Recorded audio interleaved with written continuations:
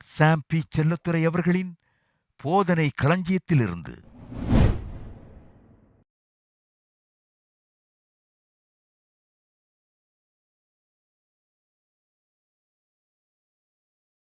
அப்படியே என் வாயிலிருந்து புறப்படும் வசனமும் இருக்கும், அது வெறுமையா என்னிடத்திற்கு திரும்பாமல் அது நான் விரும்புகிறதை செய்து. தேவன் சொல்லுகிறார், இந்த வார்த்தையெல்லாம் ஒரு நோக்கத்தோடு அனுப்பப்படுகிறது. அது அனுப்பினா அது ஒண்ணு செய்யணும், அதுக்காக தான் அனுப்பப்படுகிறது. வீணான வார்த்தை ஒண்ணுமே கிடையாது. கர்த்தரிடத்துல ஏதோ ஒன்று நடப்பிக்கிறதுக்காக அனுப்பப்படுகிறது. ஒன்றும் திரும்ப வராது என்றார். செய்யாமல் அது திரும்ப வரவே வராது. 100% சக்சஸ் ரேட்டு இருக்கீங்களா? ஆகவே தான் நான் சொல்லுகிறேன், நம்முடைய வார்த்தையை சூஸ் பண்ண வேண்டும். ஹலோ, ஏன் சூஸ் பண்ண வேணும்னா 100% சக்சஸ் ரேட்டை கர்த்தர் நமக்கு வச்சிருக்காரு. சொன்னா சொன்னபடியே ஆக வேண்டும். அப்ப நம்ம கண்டதை பேசிட்டு இருக்க கூடாது. வார்த்தையை சூஸ் பண்ணி ஏதோ ஒன்றை நடப்பிக்கும்படியாக, அந்த வார்த்தையின் மூலமாக ஏதோ ஒன்று நடக்கும்படியாக நாம் பேச வேண்டும். மார்க் எழுதின சுவிசேஷம் 4ஆம் அதிகாரத்துக்கு திருப்போம், இன்னும் கொஞ்சம் பார்ப்போம். மார்க் 4 3ஆம் வசனம்.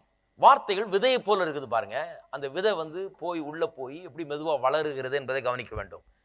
வார்த்தையை பேசும்போது என்ன ஆகிறது? ஜெபத்தில் வார்த்தையை பேசும்போது என்ன நடக்கிறது பாருங்க. நிறைய பேர் நான் ஜெபிச்சேன், நான் உடனே இன்ஸ்டன்டா ஒன்றும் காணல அப்படின்னு சொல்றாங்க. நான் சொல்லுகிறேன், வார்த்தை நீங்க பேசும்போது ஒரு விதையை போல தான் போகிறது. அந்த விதை ஒவ்வொரு டைப் ஆஃப் விதை பாருங்க, ஒவ்வொரு டைப் ஆஃப் செடி, ஒரு விதமான செடி, ஒரு விதமான மரம், அதுக்கு ஒரு நேரம், ஒரு சீசன் இருக்குது. அதனால தான் சங்கீதம் 1 சொல்லப்பட்டிருக்கிறது, அவருடைய வார்த்தையில் இரவும் பகலும் தியானமாய் இருக்கிற மனுஷன் பாக்கியவான், அவன் நீர்க்காலின் ஓரமாய் நடப்பட்டு. நீர்க்கால்கள்னா வசனத்தின் ஓரமா, வசனம் என்று நிற்கார்கள். ஏனென்றால் எபேசியர் 5 என்ன சொல்லப்பட்டிருக்கிறது? சபையை எப்படி கழுவுறாராம் கர்த்தர்? தம்முடைய வசனமாகிய தண்ணீரை கொண்டு சபையை கழுவுகிறாராம், மணவாட்டியாகிய சபையை. அப்ப நீர்க்கால்களின் ஓரமாய் நடப்பட்டு தன் காலத்தில், எல்லாம் சொல்லுங்க தன் காலத்தில், அதுக்கு ஒரு காலம் இருக்கு பாருங்க. தன் காலத்தில் தன் கனியை காந்து. ஒரு விதையை நட்டா இந்த டைப் விதை இத்தனை மாசம் ஆகுன்றிருக்கு, இந்த டைப் விதை இத்தனை நாள் ஆகுன்றிருக்குது, இந்த செடிக்கு இத்தனை நாள் ஆகும், இத்தனை மரத்துக்கு இவ்வளவு நாளும், தென்னை மரம்னா 3-4 வருஷம் ஆகுது, இல்லை கணக்கு சொல்றாங்க பாருங்க. நான் விவசாயி இல்லை, எனக்கு அவ்வளவு தெரியாது. ஆனால் ஒன்று தெரியும், எனக்கு ஒன்னொன்னுக்கு ஒரு நேரம் காலம் இருக்குதுன்னு தெரியும். ஒன்று விதைச்ச உடனே டக்குன்னு ஒன்று வந்துடுறது இல்லை. விதைச்சி அது வேரூன்றி அது தண்ணி பாய்ச்சப்பட்டு அது முளைச்சி அது கதிர் பிறகு எல்லாம் கனி வர்றது கொஞ்ச நாள் ஆகுது. அப்படிதான் வசனம் வேலை செய்கிறது. அதை புரிந்து கொள்ள வேணும். வசனத்தை பேசின உடனே ஒன்றும் நடக்காதனால அப்படியே ஏமாந்துடக்கூடாது. ஒரு மாதிரி நான் என்னங்க பேசினங்க ஒன்றும் நடக்கலைங்கன்னு இது ஏதோ மந்திரம் நினைச்சிக்க கூடாது. இது விதைக்கிறீர்கள். வசனம் ஒரு விதை போல. வாசிங்க, கேளுங்கள், விதைக்கிற ஒருவன் விதைக்க புறப்பட்டான் என்று சொல்லப்பட்டிருக்கிறது. அப்படி சொல்லிட்டு அந்த ஊமையை சொல்றார் இல்லையா, வழி அருகே சில விதைகள் விழுந்தது, மண் இல்லாத கற்பாறை நிலத்தில் விழுந்தது, இப்படிலாம் முள் இடங்கள் விழுந்தது, நல்ல நிலத்துல விழுந்தது என்று சொல்லி கேட்கிறவன் காதுள்ளவன் கேட்க கடவன் சொல்றாரு. என்ன பேசி கொண்டிருக்கிறார்? ஒரு பெரிய வாழ்க்கையின் பெரிய வெற்றியின் ரகசியத்தை பேசி கொண்டிருக்கிறார். வசனம் எப்படி வேலை செய்யுதுன்னு பேசி கொண்டிருக்கிறார். இந்த விதைன்னு சொல்றாரு, விதைக்கிறவன் புறப்பட்டான்னு சொல்றாரு, விதைச்சான்னு சொல்றாரு. என்னத்தை விதைச்சான்? 14ஆம் வசனம். விதைக்கிறவன் வசனத்தை, எல்லாரும் சொல்லுங்க, வசனத்தை விதைக்கிறான். அப்ப நான் சொல்லுவேன், சோவிங் அண்ட் ரீப்பிங் பற்றி அவ்வளவு பேசணும். செழிப்பை பற்றி பேசும்போது நான் சொல்லுகிறேன், அந்த பணத்தை சோவிங்க காட்டிலும் வசனத்தை சோவிங்கிறது ரொம்ப இம்பார்ட்டன்ட் பிரின்சிபிள். பாருங்க, பணத்தை மட்டும் நீங்க விதைக்கல பணத்தை அறுக்கிறதுக்காக, வசனத்தை விதைக்கிறீர்கள். செழிப்புக்காக கூட சொல்றேன், வசனத்தை விதைக்க வேண்டும்.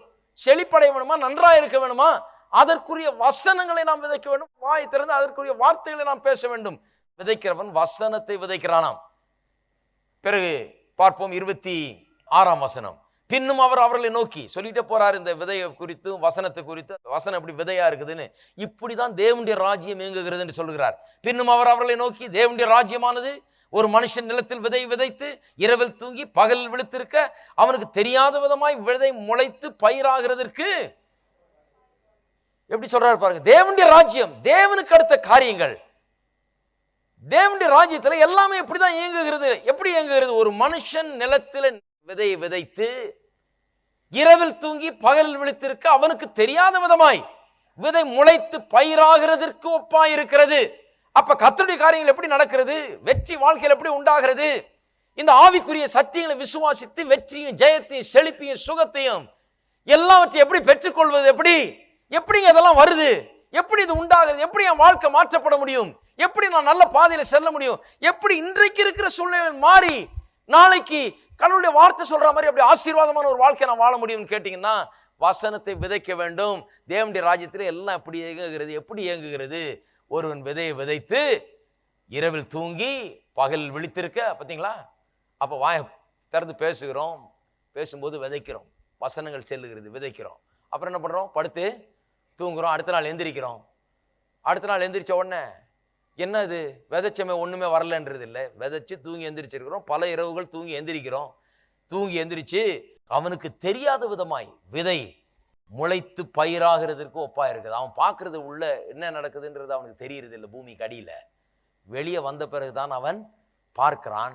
ஆனால் எல்லா விவசாயியும் கேட்டால் சொல்லுவாங்க, பூமிக்கு அடியில் வேலை நடந்து கொண்டிருக்கிறது. நான் பார்க்கல, இருந்தால் கூட வேலை நடந்து கொண்டிருக்கிறது. ஒரு பெரிய அறுவடைக்கு வேலை நடந்து கொண்டு இருக்கிறது. அது ஒன்றும் இல்லைங்க, இன்னும் டைம் வரல. விதைச்சாச்சு, தண்ணீர் பாய்ச்சி கொண்டிருக்கிறேன், வேலை செய்து கொண்டிருக்கிறேன், இப்போ எதிர்பார்த்து கொண்டிருக்கிறேன். ஏனென்றால் அந்த காலம் நேரம் வந்த உடனே கரெக்டாக அது முளைச்சி வெளியே வரும் என்று ஒவ்வொரு விவசாயம் அறிந்திருக்கிறான். விசுவாசிகள் தான் அறியல. விசுவாசிகள்லாம் நல்ல விவசாயியை போல இருக்கணும், விவசாயத்தை பற்றி கொஞ்சம் தெரிஞ்சுக்கணும் போல இருக்குது.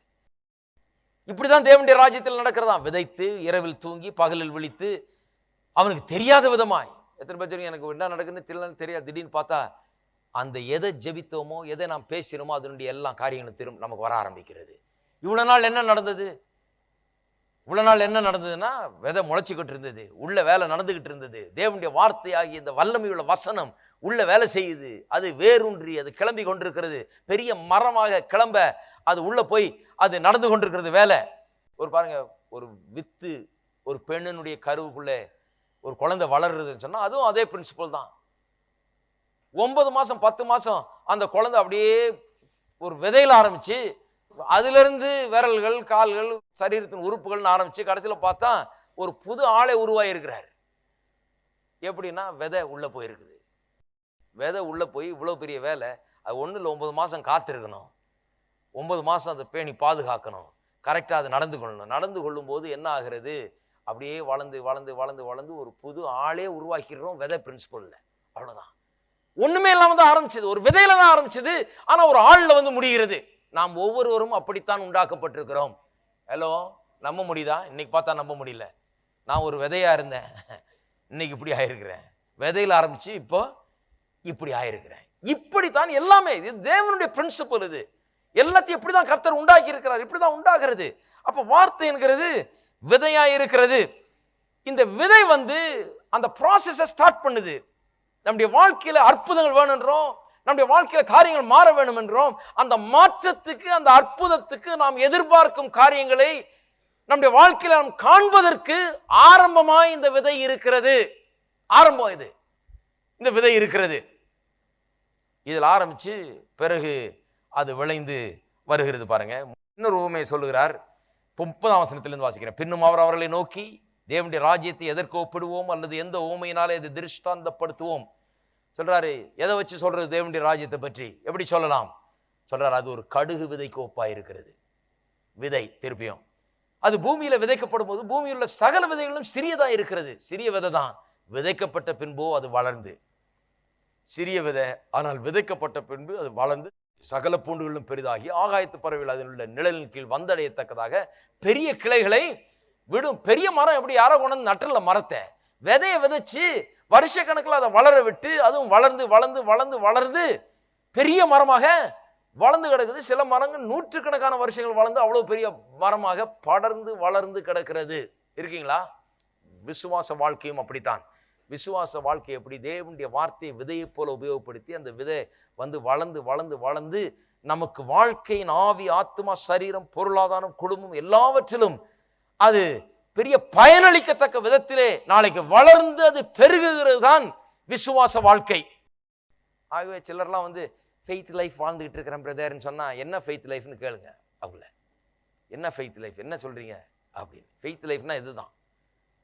ஃபெய்த் லைஃப்னா நான் வசனத்தை விதைத்து கொண்டே இருக்கிறேன், அந்த வசனம் வளர்ந்து கொண்டே இருக்குது, அதனுடைய பெருக்கத்தை நான் பார்க்கிறேன், அதனுடைய ரிசல்ட் என்னுடைய வாழ்க்கையில நான் நிச்சயமாய் கண்டடைவேன். நான் பேசுகிற வார்த்தைகள் வாழ்க்கையில் அப்படியே வந்து பலிக்கும், அது வாய்க்கும், ஒரு வார்த்தை கூட வெறுமையா திரும்பாது. தேவன் விரும்புகிறத நான் என்னுடைய விருப்பமாக்கி கொண்டு பேசி கொண்டிருக்கிறேன், அதெல்லாம் அப்படியே வந்து என்னுடைய வாழ்க்கையில வாய்க்க போகிறது என்று. அதுதான் விசுவாச வாழ்க்கையா இருக்கிறது. இதை எந்த சீஷர்களுக்கு போதித்தார்களோ அதே சீஷர்கள், இதை கேட்டுக்கொண்டிருந்த சீஷர்கள் பின்பு ஒரு நாள் இயேசுவினிடத்தில் வந்து அவற்றை கேட்கிறார்கள், எங்களுடைய விசுவாசத்தை வர்த்திக்க பண்ணும் என்று கேட்கிறார்கள்.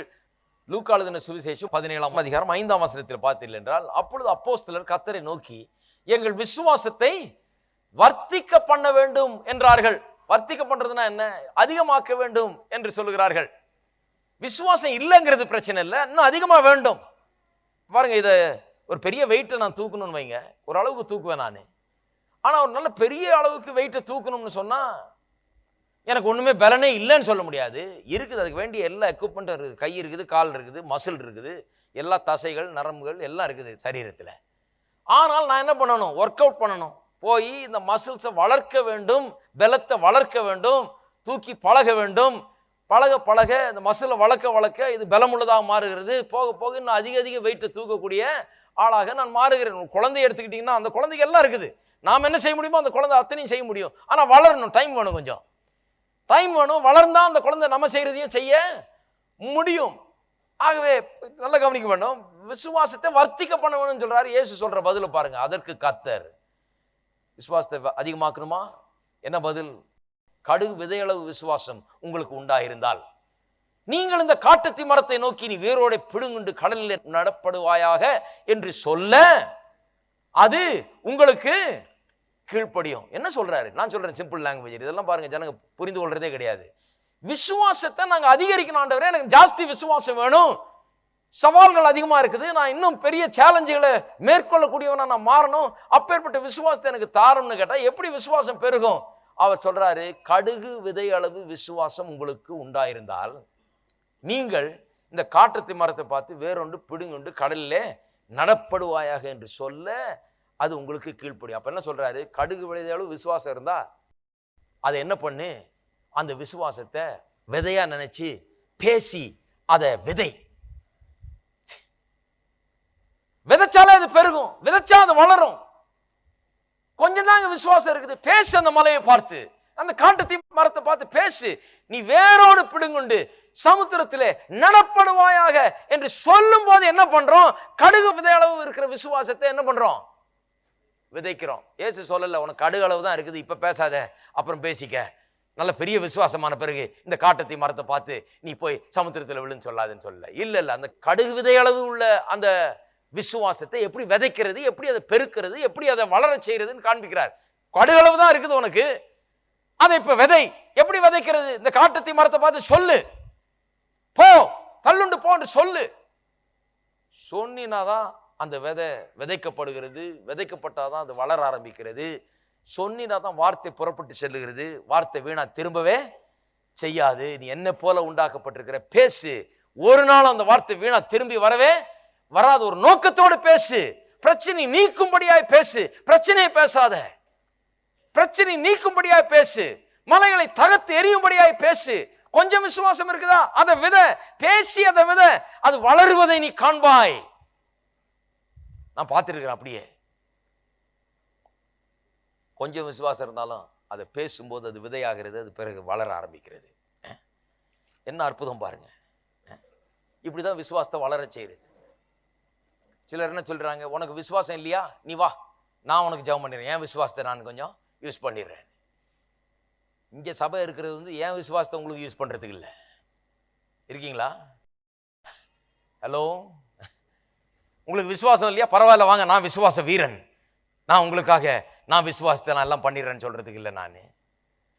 நான் என்ன சொல்றேன், விசுவாசம் இல்லையா, இங்க வாங்க, நான் கத்துத்தரேன் எப்படி இதை விதைச்சு வளர்க்க வைக்கிறது என்று கத்துக்கிறேன். இது ரொம்ப நேரம் ஆகாது. கடுகு விதை விளவு விசுவாசம் இருக்குதா, பேசுங்கள். எப்படி ஜபிக்க வேணும் என்று சொல்லி தருகிறோம். பிரச்சனையை பேசாதீங்க, விசுவாசத்தை பேசுங்கள், வார்த்தையை பேசுங்கள், கர்த்தருடைய வல்லமையுள்ள வசனத்தை பேசுங்கள். அது விதையா போய் விதைக்கப்பட்டு அது வளர்ந்து சமுத்திரத்தில் கொண்டு போய் காட்டுத்தி மரத்தை தூக்கி நட்டுட்டு வந்துடும். அப்பேற்பட்ட அளவுக்கு அது பெருகக்கூடும். விசுவாசம் எல்லா பிரச்சனையிலும் மேற்கொள்ளக்கூடிய ஒரு சக்தி அந்த விசுவாசத்தில் இருக்கிறது. இருக்கீங்களா?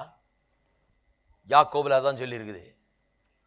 நாம் எல்லாரும் அநேக விஷயங்களில் தவறுகிறோம். யாக்கோபு 3:2 ஒருவன் சொல் தவறாதவனானால் அவன் பூரண புருஷனும் பெர்ஃபெக்ட்னு இருக்குது ஆங்கிலத்துல, தன் சரீரம் முழுவதையும் கடிவாளத்தினாலே அடக்கிக் கொள்ளக்கூடியவனுமாய் இருக்கிறான். ஒரு மனுஷனுடைய வாழ்க்கை முழுவதையும் திருப்புகிற ஒரு வெற்றியின் பாதையிலே, நல்லவைகளின் பாதையிலே, செழிப்பின் பாதையிலே, ஆசீர்வாதத்தின் பாதையிலே, ஜெயத்தின் பாதையிலே வாழ்க்கை, ஒரு மனுஷனுடைய வாழ்க்கை திருப்பப்பட வேண்டும் என்றால் எதனால திருப்பப்படுகிறதாம்? கடிவாளத்தினாலே அடக்கிக் கொள்ளக்கூடியவனா இருக்கிறாமா. அதாவது என்னன்னா, சொல் தவறாதவனானால், ஒருவன் சொல் தவறாதவனா இருப்பான் என்றால் அவன் எப்படி இருக்கிறான்? கடிவாளத்தால் தன்னுடைய வாழ்க்கையை அடக்கிக் கொள்ளக்கூடியவனாய் இருக்கிறான். அடுத்தது உதாரணம் சொல்லுது பாருங்கள், குதிரைகள் நமக்கு கீழ்ப்படியும்படிக்கு அவைகள் வாய் கடிவாளம் போட்டு அவைகளுடைய முழு சரீரத்தையும் திருப்பி நடத்துகிறோம். குதிரையில உட்கார்றோம். நிறைய பேர் குதிரை சவாரி செஞ்சிருப்பீங்க போல இருக்கு, தெரியல, எங்கேயாவது ஊட்டி கொடைக்கானல் பண்ணியிருப்பீங்க. குதிரையில் ஏறி உட்கார்றீங்க. குதிரையில் ஏறி உட்கார்ந்த உடனே சரி இங்க இருந்து இப்படி லேக்க சுத்தி இப்படி போப்பான்னா, குதிரை எப்படி ஓட்டிட்டு வரேன்னா குதிரை பாட்டுக்கு வேற டைரக்ஷன்ல ஓடிச்சுன்னு வைங்க ஊருக்குள்ளுக்கு. என்னன்னு தெரியல பிரதர், இது லேக்குக்கு போகாது போல இருக்கு, நான் இது கூடயே போய்க்கிறேன்னு சொல்லுவீங்களா? கிடையாது.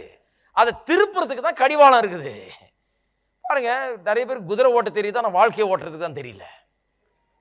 குதிரையை எந்த பக்கம் போக வைக்கணுமோ அந்த பக்கம் போக வைக்க தெரியுது. வீட்டுல இருந்து சைக்கிள்ல ஏறினீங்க, சைக்கிள் ஏறினோடனே தெரியல பிரதர், காத்து அந்த பக்கம் அடிச்சிருச்சு பிரதர் இன்னைக்கு, அதனால அந்த பக்கம் இழுத்துட்டு போய் விட்டுருச்சு, நான் என்ன பண்றது? கிடையாது. காத்து என்ன காத்து அடிச்சாலும் என்ன டைரக்ஷன்ல போறோமோ அந்த டைரக்ஷனுக்கு அதை திருப்புறதுக்கு நாம் கற்றுக்கொண்டிருக்கிறோம். நல்லா கவனிக்க வேண்டும்.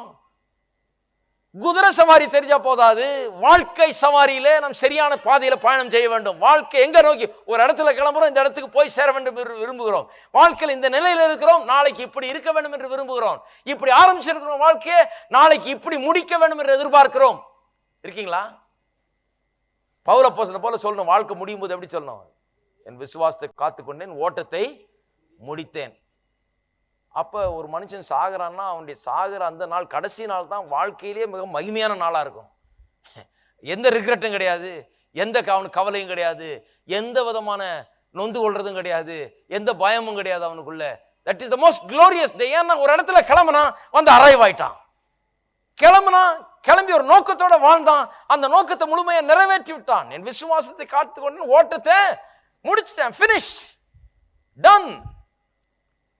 ஏதாங்க ஓடிக்கிட்டே இருந்தாங்க, சுத்தி சுத்தி அலைஞ்சு ஓடிட்டு திடீர்னு முடிஞ்சு போச்சுங்க அப்படிங்கிறது இல்லை வாழ்க்கை. ஒரு இடத்துல கிளம்புறோம், இன்னொரு இடத்துல போய் சேர விரும்புகிறோம். வழியில காத்தடிக்குது, வழியில புயல் அடிக்குது. இந்த குதிரை மாதிரி ஏதாவது ஒரு பக்கம் டைரக்ஷன் மாறுது பாருங்க, அது பாட்டுக்கு இந்த பக்கம் திரும்பி நம்ம சொல்ற டைரக்ஷன்ல போகாம இன்னொரு டைரக்ஷன்ல போகிற குதிரை என்ன பண்றோம்? அதுக்கு தான் வாயில கடிவாளம் இருக்கிறது. இந்த கடிவாளத்தை கொண்டு அவ்வளவு ஹார்ஸ் பவர்னு சொல்றாங்க இல்லையா, ஹார்ஸுக்கு ரொம்ப பவர் இருக்குது. இந்த அவ்வளவு பவர்ஃபுல் ஹார்ஸை முழு சரீரத்தையும் திருப்பி நாம் விரும்புகிற திசையில ஓட வைக்க முடியும். இந்த கடிவாளம் போலதான் நாவு இருக்கிறது என்று வேதவசனம் சொல்லுகிறது. நம்முடைய இந்த வாழ்க்கை சவாரியை வெற்றிகரமாய் செய்ய வேண்டும் என்றால் எங்கிருந்து கிளம்புறோம், எங்க போய் சேர வேண்டும் என்று தீர்மானித்து தேவனுடைய சித்தத்தை நோக்கத்தை அறிந்து தேவனுடைய வார்த்தையை நம்முடைய வார்த்தையில வைத்து சொல் தவறாதவனாக, சொல்லிலே வல்லவனாக, தேவனை போல வாயை திறந்து தேவனுடைய வார்த்தையை பேசுகிறவனாக இப்படி நாம் மாறுவோம் என்றால் நம்முடைய வாழ்க்கையே ஒரு நல்ல திசையிலே திருப்புகிறவர்களாக நாம் இருப்போம். இருக்கீங்களா?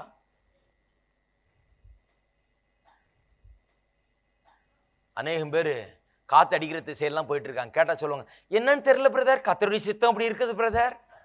அங்க ஆரம்பிச்சேன், கடைசியில பார்த்தா இங்க வந்து நிக்கிறேன் பிரதர். என்ன பண்ணி? நான் ஒன்னும் பண்றது இல்லை, கர்த்தர் அப்படியே நடத்துறாரு பிரதர். கர்த்தர் என்னன்னு தெரியல இப்படி நடத்திக்கிட்டு இருக்கிறாரு. கர்த்தர் இப்படி நடத்தல. கர்த்தர் சொல்றாரு, கடிவாளம் கொடுத்திருக்கிறேன் உனக்கு, ஜீவன் மரணம் உனக்கு முன்னால வைக்கப்பட்டிருக்கிறது, ஜீவனை தெரிந்து கொள். எப்படி தெரிந்து கொள்றது? வாயினாலே தெரிந்து கொள். ஜீவனை பேசுறதுனால தெரிந்து கொள். உன் வாயை கொண்டு எது வேணும்ங்கிறத தெரிந்து கொள். சூஸ், தெரிந்து கொள். வார்த்தைகளை தெரிந்து கொள்றோமா? சூஸ் பண்ணுகிறோமா? அருமையானவர்களை நான் சொல்லுகிறேன், வார்த்தைகளை சூஸ் பண்ண வேண்டும். ஏதோ காத்து அடிச்சது பிரதர், காத்து அடிச்ச திசையில போறேன் அப்படிங்கிறது இல்லை வாழ்க்கை. எந்த திசையில? பெரிய கப்பலே அப்படிதான் ஓடுதான், ஏரோப்ளேன் அப்படிதான் ஓடுது. அவன் பாட்டுக்கு ஏரோப்ளேன்ல உட்காந்துட்டு இங்க மெட்ராஸ்ல இருந்து லண்டன் போறேன்ட்டு போகிறதுக்கு முன்னாலேயே நேவிகேட் பண்ணிடுறாங்க, கரெக்டாக அது கோர்ஸை செட் பண்ணிடுறாங்க. இந்த வழியில் இந்த இதில் பறக்க போகுது, இத்தனை அடி உயரத்தில் இந்த திசையில் போக போகுதுன்னு கரெக்டாக செட் பண்ணி ப்ரோக்ராம் பண்ணி வேலையே கிடையாது பாருங்க. பைலட்டு கரெக்டாக அதில் உட்காடுறான். ஆனால் உட்கார்ந்தோன்னே ஒரு காற்று அடிக்குது, எந்த பக்கமும் அடிக்குது. சரி, இந்த பக்கம் அடிக்குது, நீங்கள் இந்த பக்கம் போய்க்கும், என்ன பண்ணுறது அப்படின்றது இல்லாமல் அப்புறம் லண்டன் போக முடியாது, டோக்கியோ தான் போயிட்டு இருக்கணும். ஆகவே அவன் பைலட் எதுக்கு இருக்கிறான்? சும்மா வேடிக்கை பார்க்கறதுக்கு இல்லை, செட் பண்ணிக்கிறான் கோர்ஸை. கோர்ஸ் மாறுச்சுன்னா உட்கார்ந்து எந்த காத்தா இருந்தாலும் சரி அந்த காத்துக்கு எதிராக திருப்பி, காத்தாவது இதாவது இது போற டைரக்ஷன்ல தான் போகும் என்று சொல்லி எப்படி இந்த காத்தின் மத்தியில் ஓட்டணும் அவனுக்கு தெரியும். ஓட்டி கொண்டு போய் லண்டன்ல இறக்குறான். ஒரு நாளும் நான் பிளேன்ல ஏறி இங்க ஏறி லண்டன் போக தீர்மானிச்சு டோக்கியோல போய் இறங்கினதே கிடையாது. ஆகவே ஆகாது, நடக்காது அது. ஏனென்றால் கோர்ஸ் செட் பண்ணி அதுல போறாங்க. ஆனா வாழ்க்கையில எத்தனை பேர் டிரெயில்மெண்ட்? இன்னைக்கு வாழ்க்கை ஆரம்பிக்குது, டே போறது, கேட்டா கர்த்தர் அப்படி நடத்தினார் பிரதர், கர்த்தருடைய சித்தம் என்னவோ தெரியல, நான் பார்த்துக்கிட்டு இருக்கிறேன். கர்த்தருடைய சித்தம் என்னவோ இல்லை, உங்களுடைய சித்தம் என்ன? கர்த்தருடைய சித்தத்தை அறிந்து கொள்ள முற்பட்டீர்களா? விரும்பினீர்களா? கர்த்தருடைய விருப்பத்தை உங்களுடைய விருப்பம் ஆக்கினீர்களா? கர்த்தருடைய வார்த்தையின் மேன்மையை புரிந்து கொண்டீர்களா? வார்த்தையை உங்களை வாயில வைத்தீர்களா? வார்த்தையை தெரிந்து கொண்டீர்களா? ஜீவனை தெரிந்து கொண்டீர்களா? ஜீவனை பேசினீர்களா? ஜெபம் மலையை பெருக்கக்கூடிய ஜெபமா இருக்குதா? காத்த மாற்றக்கூடிய ஜெபமா இருக்குதா? சூறாவளிகளை ஒன்றுமில்லாமல் ஆக்கக்கூடிய ஜெபமா இருக்குதா? ஜெபம் என்றது எப்படி இருக்கணும்? ஒரு பிளேனை எப்படி காற்றின் மத்தியில தான் விரும்புகிற திசையில பறக்க விடுறானோ அப்படி ஜெபம் வாழ்க்கையை தேவன் நமக்கென்று வைத்திருக்கிற லக்கை நோக்கி திருப்பக்கூடியதாக ஜெபத்தின் வார்த்தைகள் இருக்க வேண்டும். இல்லைன்னா ஜெபம் பண்ண வேணாம். காலையில 3 மணிக்கு வந்து ஜெபம் பண்ண முக்கியம் இல்லை. ஹலோ, அதனால 3 மணிக்கு வந்து ஜெபம் பண்றவங்க நிறுத்திடாதீங்க. இப்படிலாம் வம்பு இருக்கு பாருங்க. இப்படி சொல்லிட்டாருங்க, அது முக்கியம் இல்லைன்னு. நான் என்ன சொல்ல வரேன்னு கவனிங்க. நான் காலையில 3ல இருந்து 7 வரைக்கும் ஜெபம் பண்ண, அது முக்கியம் இல்லைங்க. என்ன ஜெபம் பண்ணீங்க, வாயில என்ன வந்தது, அது முக்கியம். நிறைய பேர் எனக்கு தெரியும் 3ல இருந்து 7 வரைக்கும் ஜெபம் பண்ணவங்க இன்னைக்கு வனாந்திரத்திலே சுத்திட்டு இருக்கிறாங்க. 40 வருஷம் இஸ்ரவேலர் சுத்துற மாதிரி. இஸ்ரவேலர் கூட ஜெபம் தான் பண்ணாங்க. 40 வருஷம் வனாந்திரத்தில் சுத்தி சுத்தி ஜெபம் பண்ணிட்டே இருந்தாங்க. என்ன ஜெபம் பண்ணாங்கன்னு தான் தெரியல. இருக்கீங்களா? அப்ப ஜெபம் என்கிறது நான் செல்ல வேண்டிய திசையில லக்கை நோக்கி எல்லா தடைகள் இடையூறுக்கு எதிராக என்னுடைய வாழ்க்கையை திருப்பி வெற்றிகரமாய் செலுத்துகிறது ஜெபம். அது எப்படி செலுத்தப்படுகிறது? என்னுடைய வாயின் வார்த்தைகள்னாலே அது செலுத்தப்படுகிறது.